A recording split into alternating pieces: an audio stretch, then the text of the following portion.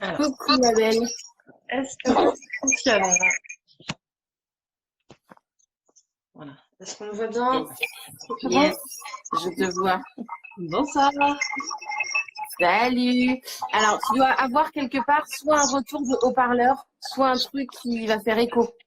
Ouais. Ok. Si tu peux couper, je ne sais pas ce que c'est. Soit c'est un haut-parleur, soit c'est un. Mais il y a un truc qui fait écho. Ouais, il y a un truc qui fait écho, effectivement. Je ne sais pas comment faire. Alors, voyons voir. Hop. Non, On t'a perdu. on avait perdu. Hum, hum, hum. T'as le son que sur ton téléphone?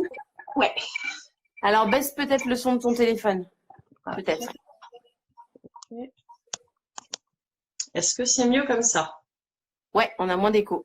Donc le son Très était bien. peut-être un peu fort. Ouais, ça peut arriver des fois. Bon, salut ma Vanessa. Je vais te présenter vite fait pour ceux qui ne te connaissent pas. Donc Vanessa Leterre, le maire, c'est bon, j'ai tout. C'est tout bon. Ouais, ouais. Vanessa Leterre, le maire, tu es donc toi à la base infirmière.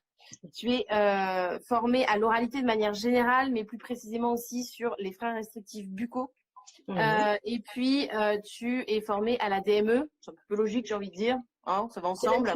Logique, ouais. Voilà. Et puis, tu es conseillère en portage avec l'AFPB, notre Céline, si elle passe par là. Voilà. Et puis, bien sûr, au niveau de l'asso, eh bien, nous sommes collègues puisque tu fais partie de la COFAM. Et oui. Et ce soir, tu es avec nous pour nous parler de, attention, l'allaitement long, l'allaitement non écourté. J'ai déjà commencé à lancer le débat un petit peu dans les commentaires. Mais effectivement, on va parler un petit peu peut-être des mythes et puis des bienfaits de l'allaitement long.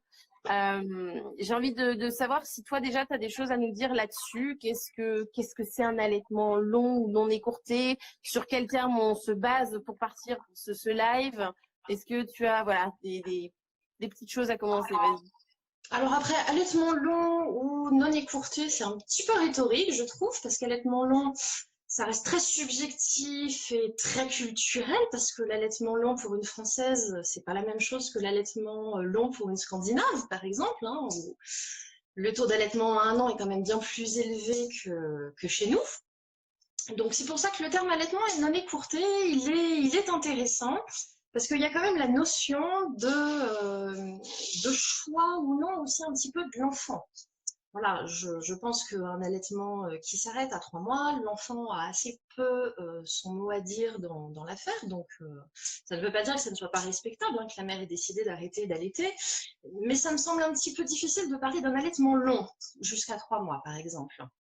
Un allaitement qui s'arrête à 3 mois, voilà, il y a une notion consciente ou non de la mère, un allaitement non écourté. On sous-entend quand même un petit peu plus que c'est un accordage mutuel entre la mère et l'enfant. Ce que je dis souvent, c'est que l'allaitement, c'est quelque chose qui se danse à deux. Voilà, on est deux dans une relation. Et donc c'est pour ça que effectivement le terme allaitement non écourté me plaît bien aussi, même si j'ai conscience que c'est quand même c'est un peu joué sous les mots, c'est une question de rhétorique et ça reste toujours très très subjectif et très très culturel. Ça dépend aussi de l'histoire de chaque maman. Voilà, un allaitement de 3 mois qui a été un combat, c'est une victoire, ça peut être totalement satisfaisant et la maman peut voir cet allaitement s'arrêter tout en douceur, en ayant quand même un sentiment de quelque chose d'accompli, d'un accomplissement, d'une belle relation. Voilà, donc ça, il n'y a pas de...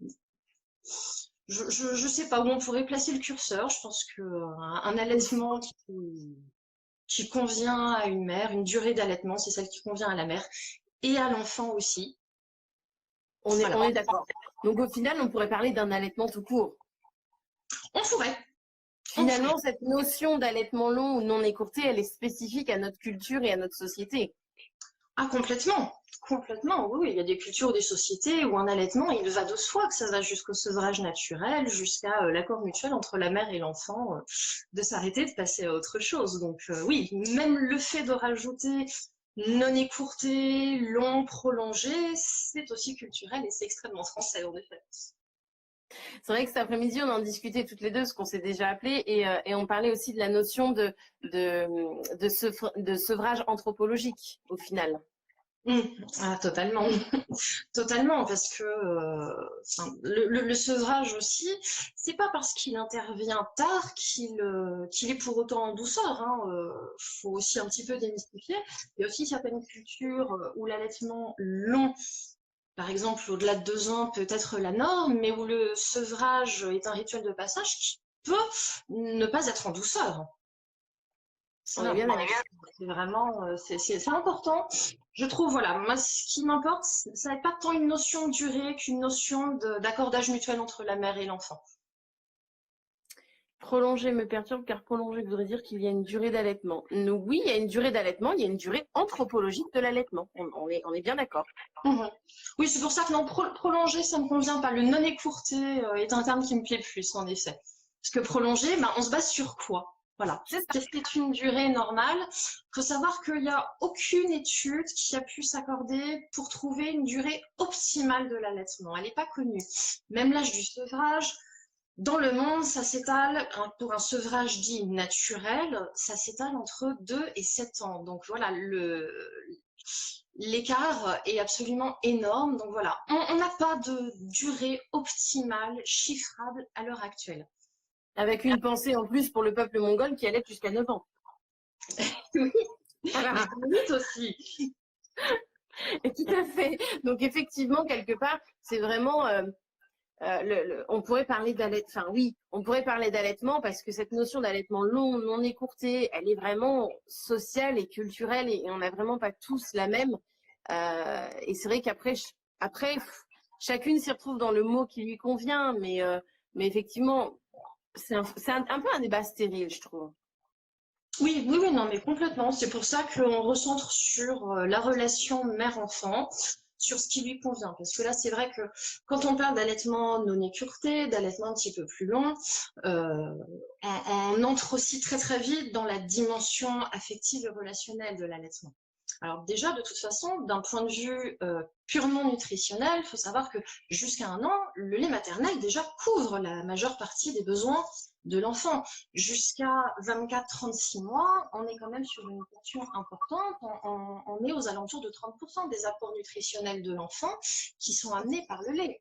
C'est quand même d'ailleurs aussi l'argument de vente des professionnels du lait industriel, des préparations pour nourrissons. Ils nous expliquent bien que jusqu'à 3 ans, l'enfant a des besoins très spécifiques. Donc, pourquoi ces besoins ne seraient pas remplis par le lait maternel? Voilà. Et je sais pas moi, j'ai pas de date de péremption sur mes seins, donc vous me direz. Voilà, il n'y a pas de date de péremption sur les seins à ma connaissance, donc voilà, je ne vois Ah, je pas vous ai regardé au-dessus, en dessous, en diagonale, j'ai pas trouvé de date. Hein. Pas... à l'intérieur. Non, voilà, on n'a pas de date de péremption. Donc on n'a pas une idée de durée optimale chiffrable. On n'a pas non plus, d'un point de vue éthique ou d'un point de vue pratique, de toute façon, une étude telle qu'on l'entend dans le terme scientifique. Euh, c'est compliqué à mener parce que une étude, par exemple, en double aveugle, forcément, la mère sait exactement quel lait elle donne à son enfant, l'enfant sait quel lait il reçoit. Donc, on serait de toute façon biaisé. On ne peut pas avoir une étude chiffrée, dire il y a un âge à partir duquel l'allaitement n'aurait plus aucun intérêt. Voilà, ça, je ne pense pas qu'on aura un jour un chiffre. Voilà. A priori, l'expérience prouve qu'il n'y a pas de date de péremption sur les seins, il n'y a pas de date de péremption du lait et il n'y a pas de date de péremption de la relation privilégiée d'une mère et son enfant. Lorsque l'allaitement se prolonge au-delà des 3 mois culturellement admis en France, hein, voilà, puisque j'aime bien parler des études, il n'y a pas d'étude, par exemple, qui a démontré qu'il y aurait une recrudescence des troubles psychiques ou psychiatriques chez l'enfant corrélée à une durée d'allaitement. Voilà, on est plutôt, l'expérience prouve plutôt le contraire. Il suffit d'aller dans une réunion de soutien à l'allaitement de mère à mère pour voir des bambins, tétés, éventuellement parfois s'y mettre un petit peu tous parce qu'ils s'entraînent mutuellement, téter quelques secondes, quelques minutes, et puis partir à l'autre bout de la pièce, à l'autre bout du jardin, sans aucun problème. Donc voilà. C'est-à-dire qu'au bout d'un moment, finalement, l'allaitement n'est plus que nutritif non plus, même s'il continue à couvrir des apports. Non, complètement, complètement. Ça reste quand même une relation privilégiée aussi entre une mère et son enfant. Ça reste aussi le phare, la source à laquelle l'enfant vient chercher de la réassurance. Il n'y a qu'à voir un petit peu le rythme de tétée de nos bambins en cette période de confinement. On est un petit peu quelque part tout l'un ou tout l'autre d'ailleurs, hein. Voilà, il y a énormément de bambins qui têtent comme des nouveau-nés, et puis d'autres au contraire, la présence des frères et sœurs, la présence du papa à la maison font que bah il y a plein d'activités à faire et que bon, une petite tétée du soir avant de se coucher, ok, mais la journée j'ai autre chose à faire, hein. C'est ça. Et voilà, donc c'est une relation à deux et puis une relation familiale aussi avec tout le village qui est là pour nous aider à allaiter. Et je rebondis, tu disais que jusqu'à 1 an, ça couvre à peu près 30% des apports. Est-ce qu'on sait au-delà d'1 an combien de pourcents à peu près ça couvre ou on a une idée de quelque chose au niveau des apports? Oui, alors à peu près. C'est-à-dire que jusqu'à 6-8 mois, on est bien sur 80% des apports. Entre 8 et 12 mois, ça descend tout doucement en fonction aussi de si l'enfant est un petit ou un gros mangeur. À 12 mois, on est quand même à peu près à 50%.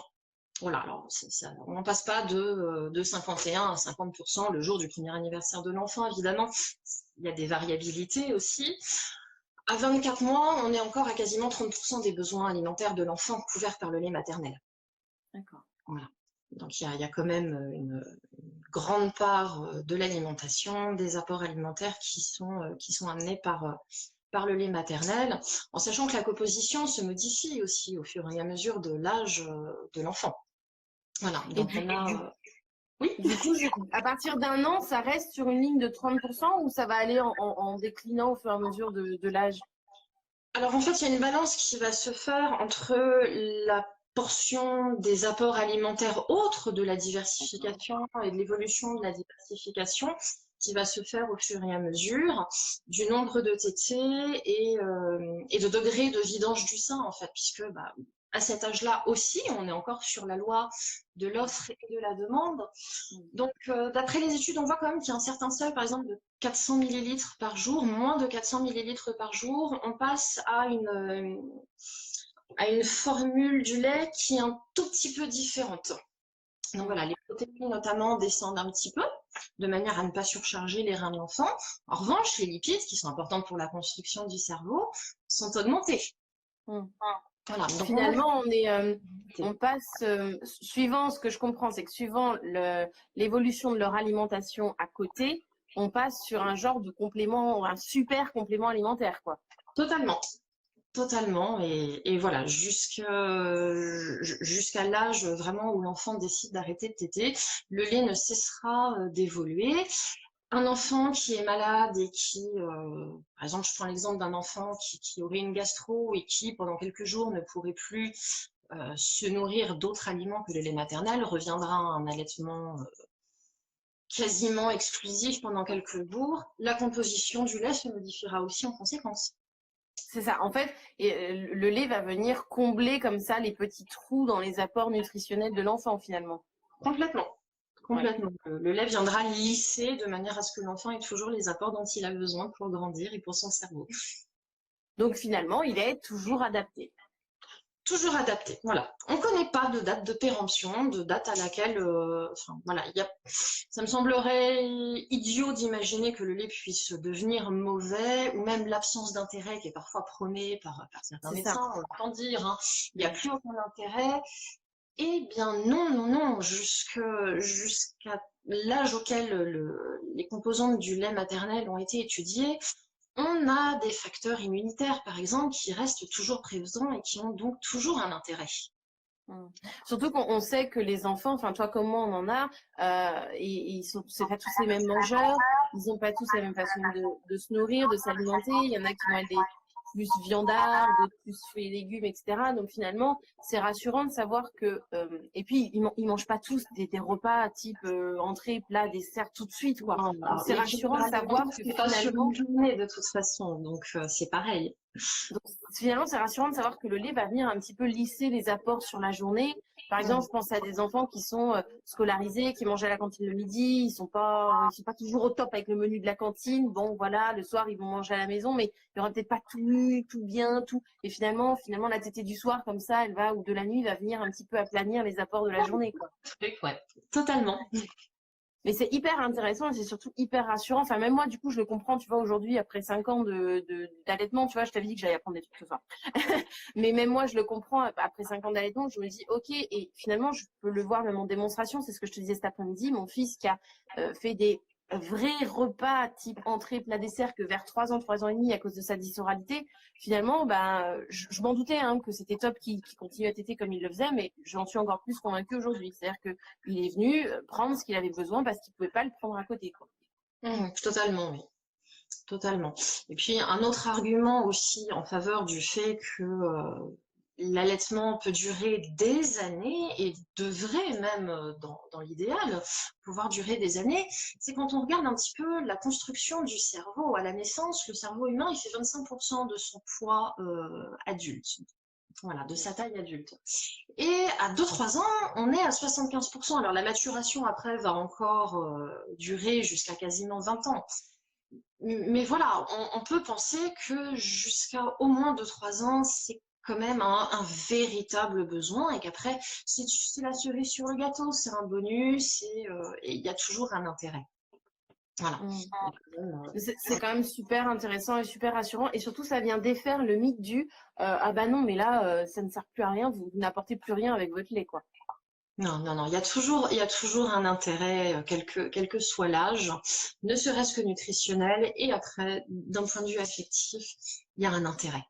Voilà. Oui, c'est ça. C'est-à-dire qu'en plus, effectivement, il y a une maman qui rebondissait tout à l'heure et je me souviens avoir lu la même étude. Il y avait une étude anglaise qui disait que les bébés allaitaient longtemps Oui. étaient des adultes qui étaient beaucoup plus sécures, beaucoup plus équilibrés, qui allaient beaucoup plus facilement aussi vers l'avant dans la vie. En fait, c'est cette espèce de sentiment de sécurité qui a été vraiment bien rempli, qui a vraiment été, enfin, leur jauge, elle est au max et puis ils peuvent faire plein de choses dans leur vie, quoi. Oui, effectivement, il y a une étude qui avait été faite sur des enfants âgés de 6-8 ans et qui montrait des meilleures stratégies d'adaptation, une meilleure adaptabilité en fonction de la durée de leur allaitement. Voilà. Ils avaient fait, je crois, 2 groupes, un groupe allaité moins d'1 an, un groupe allaité au-delà d'1 an, et le groupe allaité au-delà d'1 an, effectivement, avait une meilleure adaptabilité, une meilleure confiance en soi. Et le rapport était assez significatif pour en déduire que la relation affective et le remplissage de réservoirs affectifs de l'enfant via l'allaitement et via le maternage faisait une différence sur les compétences sociales, la sécurité affective des enfants à 6-8 ans et bien sûr après à l'âge adulte. Donc finalement, est-ce que ça me fait rebondir sur le fait que bon bah voilà, ils allaitent longtemps, etc. Mais est-ce que du coup dans cet allaitement long, par exemple, un bébé qui a 13 mois et qui tète encore la nuit, c'est normal? Oui. Finalement, Oui, oui, oui. évidemment parlé du sommeil ces derniers jours pour voir que le sommeil, c'est quelque chose d'extrêmement personnel déjà. Il y a des variables selon les enfants. Un enfant n'est pas un autre, même avec un maternage un petit peu identique. Toutes les mamans qui ont plusieurs enfants pourront témoigner du fait qu'aucun des enfants ne fait les nuits des parents au même âge. Donc voilà, il y a des enfants qui feront les nuits des parents à quelques semaines et d'autres, ça sera un processus qui sera un petit peu plus long.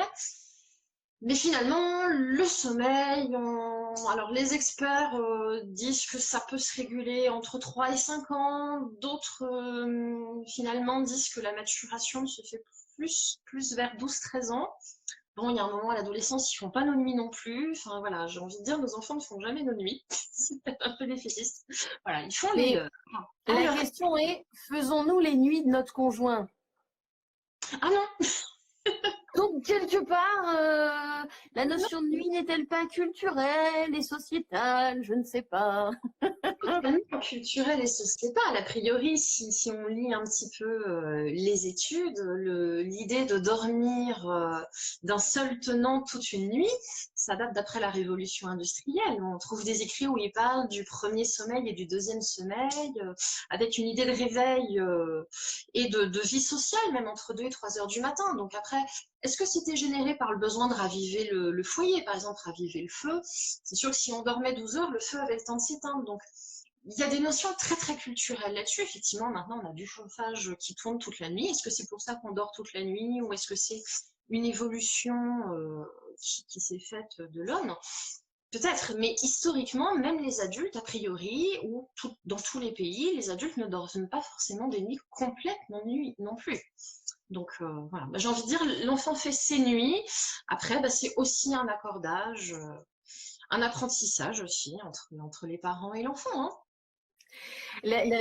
Pour se recentrer sur l'allaitement long, parce que sinon je sens qu'on va partir dans le sommeil, mais pour se recentrer sur l'allaitement long, est-ce que ça veut dire qu'à un moment donné, si on mène comme ça un allaitement long, est-ce que ça veut dire qu'à un moment donné, il faut qu'on arrête de tirer notre lait? Voilà, quid du tirage de lait dans cet allaitement long? La mère fait ce qu'elle veut. J'ai envie de dire en termes d'allaitement, mais tout est possible. Tout dépend aussi pourquoi elle tire son lait. Est-ce que c'est pour stimuler sa lactation, entretenir une lactation qui serait un petit peu poussive, due à une opération, due à un problème médical, je pense à un syndrome des ovaires polykystiques, ou est-ce qu'elle tire son lait pour que son lait soit donné en son absence si elle travaille? Voilà, c'est dur de donner une réponse claire, nette et précise comme ça, sachant qu'il y a des multitudes de cas différents et de raisons différentes pour lesquelles la mère tire son lait. Mais j'ai envie de dire, passer les 3 premiers mois, ça reste quand même un cap un petit peu fatidique, et puis passer la reprise du travail, tout est possible, tout est envisageable pour la mère, et si elle souhaite arrêter de tirer son lait, il y a plein de stratégies qui lui permettent de maintenir une très très bonne lactation sans avoir besoin de tirer son lait, d'autant plus que l'enfant est grand. Ça sera beaucoup plus simple en maintenant du open bar le soir, la nuit éventuellement, les week-ends, les jours de repos. Une lactation peut se maintenir aussi longtemps qu'on veut. Voilà, open bar, c'est le maître mot des jours de repos.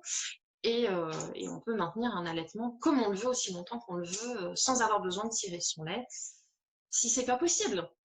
Ou si C'est c'est super parce que du coup, tu réponds complètement à une des questions qu'on avait eues justement dans cette idée de tirage et de reprise du travail. Effectivement, il y avait la question revient souvent, c'est quel impact ça va avoir la reprise du travail sur la production de lait finalement, surtout sur la durée en fait. Est-ce qu'on va pouvoir mener un allaitement long, genre en mon cas 5 ans, avec une reprise du travail? Est-ce que je tire, est-ce que je tire pas? Oui, oui, oui, oui. Alors ça, c'est totalement dépendant effectivement aussi de la lactation et de la stimulation.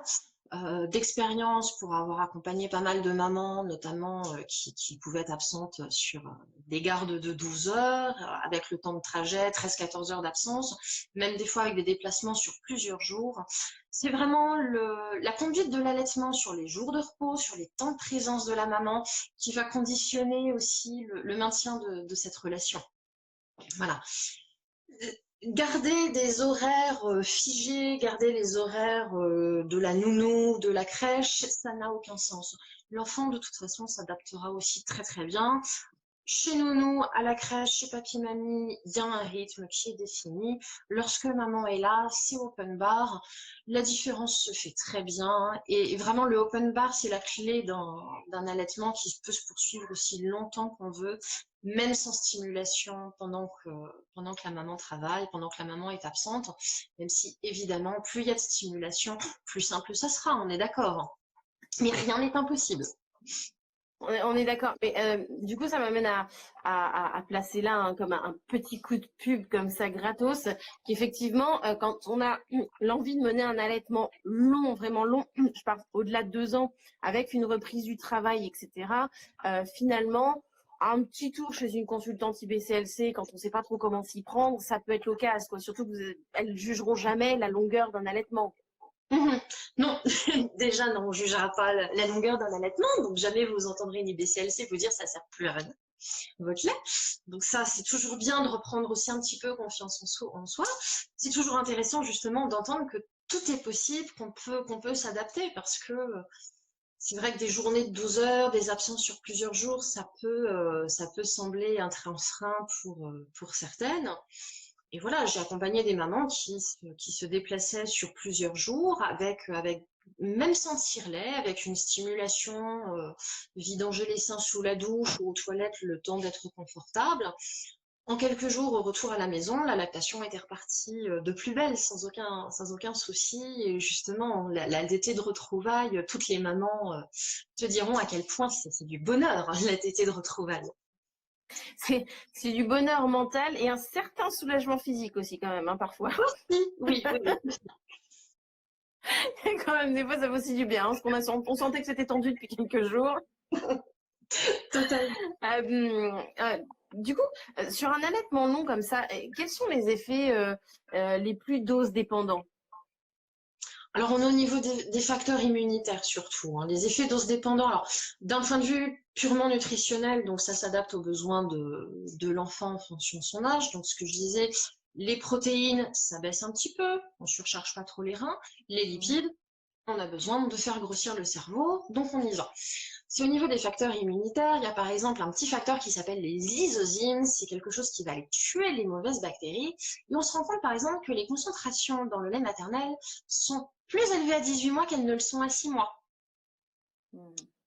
À 18 mois, l'enfant marche, il est capable de tout mettre à la bouche, son périmètre d'exploration est plus grand, donc le risque d'infection, le risque de tomber malade est bien plus grand à 18 mois qu'à 6 mois. Et on voit que le lait maternel, d'un point de vue facteur immunitaire, s'est adapté à l'âge de l'enfant. Il s'adapte aux explorations. Voilà, il s'adapte aux explorations. Donc là, c'est vraiment s'il y a un argument en termes immunologiques qui peut être en faveur d'un allaitement long, voilà, c'est cette balance de voir que les lysozymes plus élevés à 18 mois qu'ils ne le sont à 6 mois. J'ai envie de dire que c'est un argument très actuel. Ah oui, non mais là, c'est imparable cet argument-là. On est sur un élément très actuel. Dis-moi, est-ce que quand on mène un allaitement long, on parle souvent des pics de croissance dans l'allaitement, hein, la fameuse règle des 3, 6, 9, 12 heures, jours, semaines et mois. Est-ce que quand on mène un allaitement long comme ça, on peut se retrouver avec des phases, en tout cas, où l'enfant va d'un seul coup retéter énormément et on se demande, on est là, on se demande pourquoi. Alors, ça peut arriver, en effet, et puis là, c'est là où ça peut devenir un petit peu difficile, entre guillemets, de faire la différence entre un pic de croissance ou un besoin de réassurance, comme on peut le vivre actuellement lors du confinement. Passé 1 an, faut aussi sauter de l'idée qu'un enfant de 2 ans tète comme un nouveau-né. L'allaitement, à 1 an, à 2 ans, à 3 ans, il se fait aussi nettement plus à l'amiable. L'enfant peut comprendre, on peut discuter, dire bon bah là je suis occupée, j'ai pas vraiment envie, on peut différer, proposer une autre activité et différer la tétée si on a besoin, si on a envie. Donc un pic de croissance, j'ai envie de dire, passer la première année, on le ressent un petit peu moins, on l'identifie sans doute un petit peu moins facilement que ça peut être comme le pic des croissances des 3 semaines, 6 semaines, par exemple. Ceux-là, ils sont assez costauds pour qu'on passe pas à côté. Vanessa, si je te parle du pic des 2 ans, ça te parle ou pas? Parce qu'alors celui-là, on est beaucoup à le sentir passer quand même. Hein. Oui, non, mais enfin, mon expérience des 2 ans d'allaitement, j'ai pas connu un trop gros pic. Au contraire, plutôt un désintérêt justement avec tout ce qui pouvait se passer autour. Du coup, est-ce que tu me permets de te compléter sur ce point-là? Vas-y. Parce qu'effectivement, il y a beaucoup de mamans qui observent une reprise intensive au niveau des 2 ans. Et souvent, ce que j'explique aux mamans, c'est qu'il faut bien aussi comprendre que l'enfant est un être en maturation et qu'entre en fait, entre 2 et 3 ans, le cerveau humain connaît son plus gros pic de développement de toute son humanité. C'est-à-dire que jusqu'à ce que tu meurs, ce sera le plus gros pic de la vie cérébrale. Entre 2 et 3 ans, le cerveau est une éponge qui emmagasine absolument tout ce qui passe. Et en fait, ça demande tellement une telle énergie au cerveau qu'effectivement, on peut avoir des enfants allaités qui vont téter, mais comme des bambins, comme des bébés, comme des nouveau-nés pendant presque une année complète. Et les enfants qui n'ont pas ce rythme, qui ne retrouvent pas ce rythme de téter, c'est souvent des enfants où on va entendre les parents dire oh, c'est fou, en ce moment, il mange comme un homme, il me défonce les placards, on dirait un adolescent que je ne comprends pas. Et effectivement, c'est parce que pendant cette période de 2 à 3 ans, le cerveau va connaître vraiment sa plus grosse expansion de toute sa vie. Et alors bien sûr, il n'y a pas de date de péremption, ça peut commencer un peu avant, finir un peu après. Et vers 3 ans, effectivement, c'est ce qu'on appelle le grand élagage, c'est-à-dire que tous les réseaux neuronaux synaptiques qui n'auront pas été utilisés, le cerveau va les détruire. Littéralement, il va les détruire pour ne garder que ceux qui sont utilisés. Et ça n'empêche que pendant cette année-là, la consommation d'énergie est tellement énorme qu'on peut avoir des bébés, des bambins du moins, qui retrouvent un rythme de nouveau-né. Et si c'est pas au niveau de la tétée, qui défoncent les placards parce qu'ils bouffent tout. Oui, puis c'est une période aussi, le terrible two, ça parle à tout le monde. L'enfant va s'opposer, l'enfant va tester les limites, s'individualiser, mais il va avoir aussi besoin de tester la sécurité du voilà, je t'ai mené une vie très très dure toute la journée, maman, mais est-ce que tu m'aimeras toujours toute la vie et est-ce que j'aurai toujours accès à cet amour inconditionnel qui est aussi apporté par l'allaitement et par cette relation d'allaitement. Donc ça c'est aussi assez logique que l'enfant en période de terrible two ait aussi un besoin accru de se rassurer sur le côté inconditionnel de l'amour de maman. Du coup, j'ai envie de dire que ça marche pour le fucking fort, pour celles qui iraient plus loin que 2 ans. Ça marche aussi. On nous a demandé... alors, attends, je remonte juste un petit peu parce qu'il y avait 2 questions qui étaient hyper intéressantes. Alors, parce que je lisais trop vite. Au niveau de la reprise du travail, même avant les 1 an de l'enfant, tant que c'est open bar, ça le fait. Oui, c'est ce qu'on disait. Oui. Alors, quid du co-allaitement et de l'allaitement long, enfin, ou du co-allaitement long d'ailleurs. Qu'est-ce qu'on peut en dire un petit peu de ce schmilblick là? Quid du co-allaitement? Alors, rien n'a jamais prouvé que c'était néfaste ou mauvais, contrairement à ce qu'on peut parfois entendre, ni pour le bébé, ni pour le bambin. Alors, on sait que au cours de la grossesse, il y a des changements quand même de la composition de la teneur notamment en sodium du lait pour revenir à une composition colostrale. Donc d'ailleurs, ça peut être parfois le test de grossesse. Hein. L'enfant, le bambin change immédiatement de comportement au sein. Et c'est là où la mère va aller voir son IBCLC et l'IBCLC va éventuellement demander de quand datent les dernières règles, s'il y a besoin de faire un test de grossesse. Ça peut des fois être un signal vraiment, dès le début de la grossesse, le bambin va être incommodé ou surpris en tout cas par la modification du lait. Le lait, effectivement, va s'adapter à l'enfant le plus jeune. Ça, on le sait. Ça ne veut pas dire qu'il ne sera pas adapté à l'enfant le plus grand, ne serait-ce que d'un point de vue immunitaire aussi. C'est intéressant, un petit shoot de colostrum pour un enfant justement qui va peut-être éventuellement aller chez papy-mamie et le garder le temps de la naissance. Il y a toujours un intérêt, en tout cas, à maintenir un allaitement aussi longtemps que la maman aussi est OK avec ça. On peut avoir des fois chez certaines mamans, même avec un projet de co-allaitement, des sentiments de rejet face à l'aîné. Ouais. Voilà. On peut l'avoir même sans allaiter, l'impression que l'aîné est devenu géant les quelques heures qu'ont duré l'accouchement. Ça arrive à toutes les mères, allaitement ou pas. Donc l'allaitement ne sera pas le bouclier absolu qui empêchera ce sentiment éventuellement de rejet qu'elle pourrait avoir envers l'aîné. Mais après, j'ai envie de dire, des enfants qui partagent un sein partagent aussi beaucoup plus qu'un sein. Voilà, le co-allaitement, il y a une relation aussi, quelque chose qui se danse à 3. Et il y a toujours un intérêt dans la mesure aussi où justement les jalousies, les rivalités de l'enfant via le petit frère ou la petite sœur, via le puîné, seront atténuées. Voilà. Il y a, en repensant à la Mongolie, elles ont un rituel quand des enfants se disputent, que ce soit des frères et sœurs ou 2 copains. Hein. C'est elles soulèvent le t-shirt et tout est réglé. J'ai vu ça, oui. Attends, j'ai envie de dire, tu as l'outil de négociation à l'amiable sous la main. Pourquoi t'en priver? Voilà. Faut que les enfants se disputent à 2. Il y a 2 seins, ça va. Quand il y en a 3, faut faire faut faire intervenir une autre maman. Mais voilà. Tout en prenant soin sur tous les premiers temps quand même de privilégier les apports alimentaires aussi du petit, par exemple qu'il ait vraiment sa dose de colostrum. Le co-allaitement, c'est vraiment une expérience intéressante à vivre, déjà d'un point de vue nutritionnel pour le grand comme pour le petit, hein. Un petit qui a du mal, par exemple, en période de montée de lait, bon, bah, le grand viendra l'aider aussi à désengorger la maman. Ah oui, oui, carrément. Il y a deux choses sur lesquelles je voulais rebondir, juste pour cette histoire de lait. Je ne sais pas si tu as entendu parler de Kathy Hind, si ça te parle, qui est biologiste à l'université de Harvard et qui a fait ses travaux sur une éventuelle composition différente selon le sexe de l'enfant quand on est en état de gestation.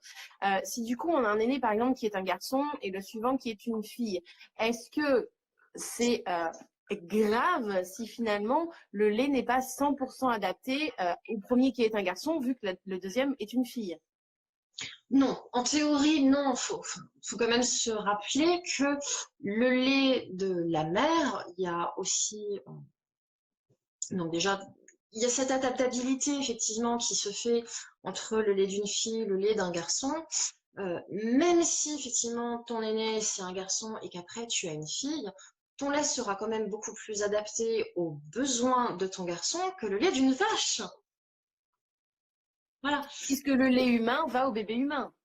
Voilà, on peut dire, peut-être que c'est pas optimal si tu avais deux filles, peut-être que ça serait encore plus merveilleux. Voilà. Mais l'alternative que nous avons à l'heure actuelle dans le monde et en France en particulier, ça serait une préparation pour nourrissons. Le lait d'une vache, après on mélange la vache qui a eu un veau mâle, un veau femelle, on va tout mélanger, on va harmoniser. Donc il y a zéro adaptabilité. On est bien Donc, d'accord. ton lait sera toujours plus adapté qu'un lait de substitution, quel que soit le genre de l'aîné ou du punie. Et d'ailleurs, ça me fait rebondir les mamans qui ne feraient pas de co-allaitement. Mais effectivement, elles allaitent, donc c'est le deuxième, elles allaitent, etc.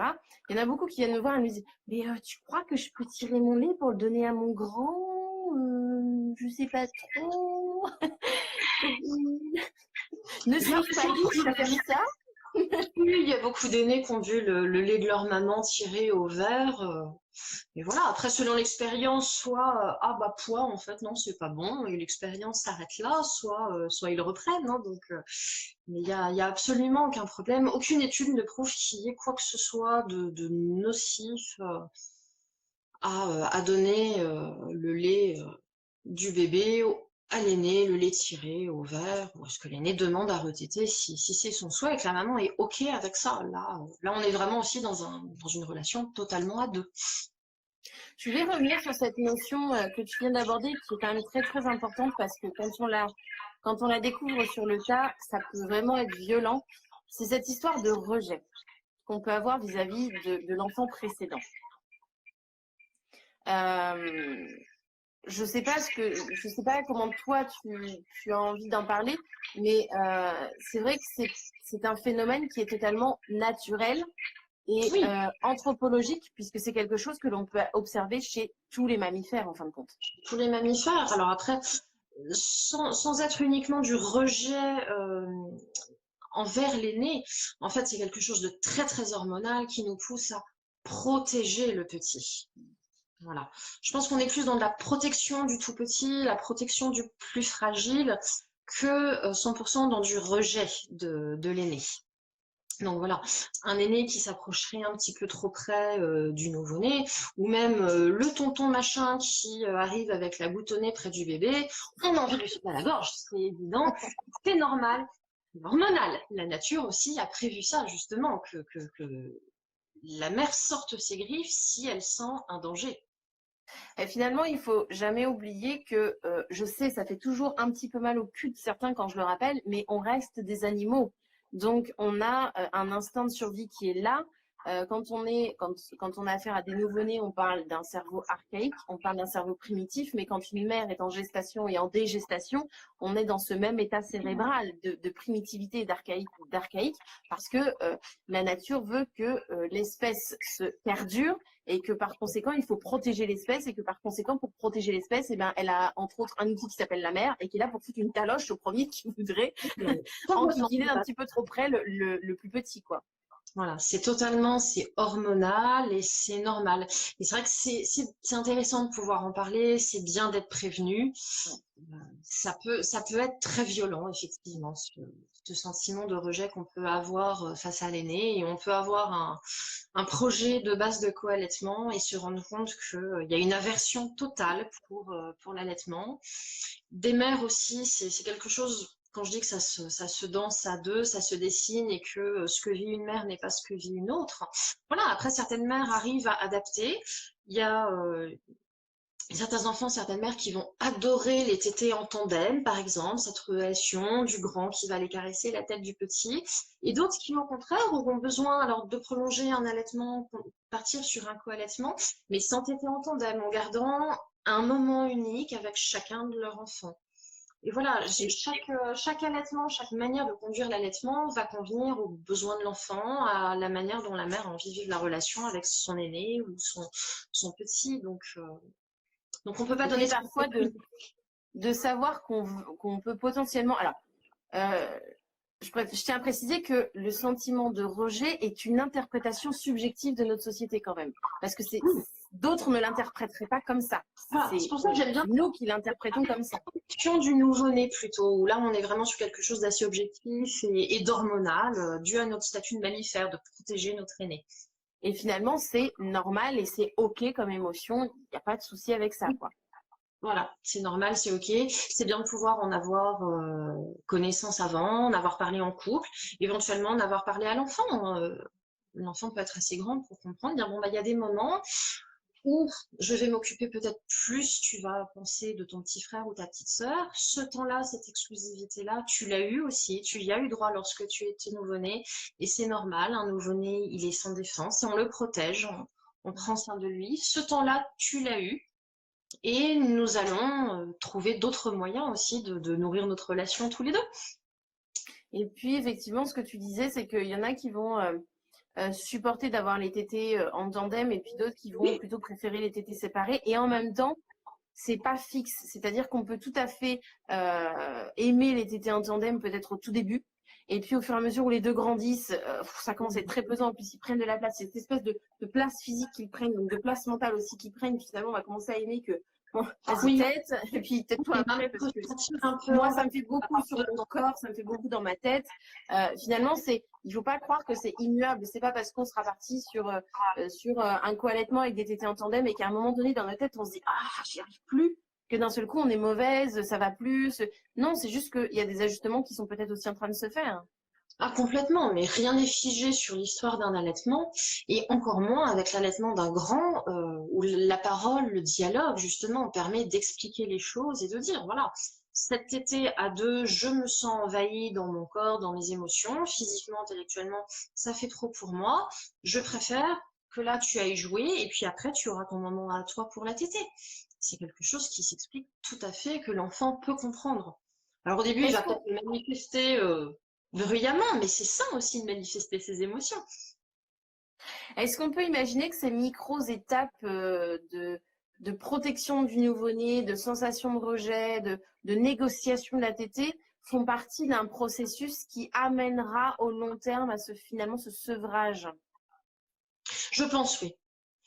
Je pense justement, c'est ça qui va permettre à l'enfant déjà aussi de comprendre que l'allaitement va s'arrêter un jour ou un autre, mais que l'amour de maman ne s'arrêtera jamais.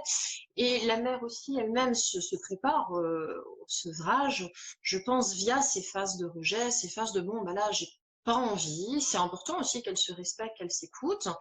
Je pense que ça apprend aussi le respect, ça apprend le consentement à l'enfant aussi de lui dire, bon bah là, l'allaitement, c'est mon corps, et là, je ne souhaite pas t'allaiter maintenant, on différera la tétée à un autre moment. Enfin, je pense que c'est les bases de l'apprentissage du consentement aussi pour l'enfant, donc c'est un apprentissage social à part entière, un sevrage à l'amiable comme ça. Je suis tout à fait d'accord. Nous, ici, on a mis en place, mais à travers les jeux, mais aussi à travers l'allaitement, le stop, c'est mon corps, en fait. À un moment donné, stop. C'est mon corps. Et là, moi, mon corps, je ne peux plus accueillir ce que tu me demandes. Ou dans un jeu, hein, lui peut me dire, ou ma puce peut me dire, stop, maman, c'est mon corps. Bon, les Gilly, par exemple, bah, stop, c'est mon corps. Là, c'est trop. Voilà, je n'en peux plus dans mon corps. Et je trouve que c'est hyper, hyper intéressant et hyper important dans effectivement l'apprentissage des limites de l'autre et des limites de soi aussi. Oui. Du coup, on me demande comment est-ce qu'on peut atténuer cette émotion. J'ai envie de répondre presque en respectant ses limites finalement. Oui. Oui, atténuer cette émotion. Alors, je ne sais pas si on peut l'atténuer en soi, mais en tout cas la rendre plus vivable en verbalisant et en s'écoutant, en se respectant soi, justement. Parce qu'effectivement, l'atténuer, ça risque d'être compliqué si on part du principe que de toute façon, c'est une réaction hormonale. Un peu difficile d'atténuer tes hormones. On n'atténuera pas une hormone, par contre, on rendra ce sentiment beaucoup plus acceptable qu'on y sera préparé, en se disant, bon, bah voilà, je peux avoir un sentiment de rejet face à l'aîné, je ne suis pas folle, c'est mes hormones et c'est normal. Tous les mammifères ont cette phase hormonale de protection du tout petit. Donc, c'est normal. Si j'ai un sentiment de rejet, voilà, c'est beaucoup plus acceptable de savoir qu'une émotion est normale, alors que quand elle nous tombe dessus, alors qu'on s'était projeté sur un super co-allaitement, une relation merveilleuse, les images de tété tandem, ça peut être très violent de découvrir ce sentiment de rejet, cette aversion qui peut avoir lieu. Donc plus on est préparé, plus elle sera acceptable, mais on ne modifiera pas le niveau hormonal, effectivement. Oui, c'est ça. C'est vrai que c'est toute l'ambiguïté de cette danse finalement que demande l'allaitement long, voire le co-allaitement long. Oui, complètement. Mais après, je pense que mère et enfant sont à la fois dans la même ambivalence. Quand on sent l'allaitement s'arrêter, on est teinté quelque part de cette fierté, de ce sentiment d'accomplissement. Voilà, on a réussi à allaiter. Là, c'est l'enfant qui espace plus ou moins cet été. On se dit, bah tiens, il a pas réclamé de la journée. Et puis, ce petit côté nostalgique du oh, ça s'arrête. Et c'est cette ambivalence-là qui est normale et qui est saine aussi, mais qui est propre aussi à toutes les grandes étapes de la vie de nos enfants. Hein. C'est pas que l'allaitement. Certains grands moments, alors on n'a pas tellement de rituels de passage dans notre société, mais ne serait-ce que des étapes de l'entrée à l'école, l'entrée au collège, le baccalauréat, la majorité, le permis, enfin, c'est toutes ces étapes qui sont toujours teintées du « Ouah, je suis fière, mon enfant grandit » et puis « Oh, mon enfant grandit, où est mon bébé ?» Donc ça, cette ambivalence, on la retrouve. C'est-à-dire qu'il y a 18 ans, il était là, quoi. Il y a 18 ans, c'était hier, on est d'accord, hein. Totalement. Cette terrible ambivalence. Alors, en même temps, je trouve que, comme on dit, et c'est bien de le dire, c'est-à-dire que c'est une danse à deux parce qu'il y a ces sentiments que nous, on peut avoir, et puis il y a ces petites étapes que les enfants peuvent nous faire vivre, du style une grève de tété, du style je suis au parc, je tète pas toute la journée, donc maman dans sa tête elle psychote en se disant c'est la fin, je suis pas prête. Alors en fait le soir tout va bien. Mais effectivement, je pense que l'enfant aussi met des petites clés comme ça, des petits moments clés où finalement il fait comprendre au cerveau de la mère que tu sais, un jour je vais partir moi. Ah mais on se prépare à l'adolescence aussi, où faut être là sans être là. Voilà. Faut être absent, faut se faire oublier lorsqu'ils nous le demandent, mais il faut être présent quand ils en ont besoin, et ça nous prépare bien à ça, l'allaitement non écourté. Finalement, on a une bonne gymnastique de base. Hein. Quand on allaite longtemps, on a déjà travaillé notre truc. Hein. Je pense que c'est une très très bonne préparation, et je pense que c'est une relation chouette aussi qu'on a après avec nos ados aussi, le maternage, ou voilà, lorsqu'on a plusieurs enfants, que l'ado voit le maternage et voit justement cette ambivalence, l'évolution de la relation entre la mère, l'enfant, le bambin, ça atténue aussi la jalousie. Moi, j'aime beaucoup l'expression « lâche-moi les baskets, mais tiens-moi les lacets quand même ». Totalement, voilà. Et on est déjà un petit peu ça, hein. On dit bien que la première adolescence est à 3 ans, donc on est un petit peu là, effectivement, dans l'allaitement non écourté. C'est laisse-moi jouer au parc et laisse-moi explorer l'univers. Et puis là, rappelle-moi que t'es ma maman pour toujours. Puis laisse-moi quand même téter toute la nuit, quoi. Voilà. Éventuellement. On est un peu là-dedans. Du coup, est-ce que je rebondis sur 2-3 questions qu'on a eues. Les bienfaits sur la confiance en soi de l'enfant et le développement psychologique, en fin de compte, il est là, sur cette histoire de je remplis mon sentiment de sécurité, mais en même temps, je peux m'éloigner. Oui, totalement. Mm. Totalement, on est là-dessus.